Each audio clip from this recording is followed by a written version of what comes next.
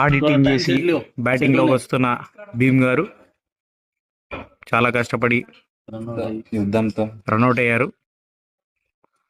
Guys మా score వచ్చేసి 134 20 ఓవర్స్కి. ఏంటంటే పిచ్ పచ్చిగా ఉండడం వల్ల, డ్యాంప్ ఉండడం వల్ల స్కోర్ అయితే ఎక్కువ కొట్టలేకపోయాము.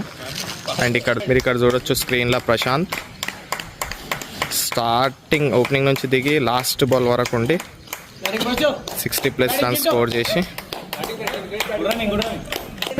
సో ఒక 15 minutes బ్రేక్ తర్వాత మాకైతే సెకండ్ ఇన్నింగ్స్ స్టార్ట్ అవుతుంది. అప్పుడు మేము ఫీల్డ్లోకి వెళ్ళి ఇక వాళ్ళని 134 కొట్టకుండా రెస్ట్రిక్ట్ చేయాలి. మేము మా బెస్ట్ ఇస్తామని అనుకుంటున్నాము.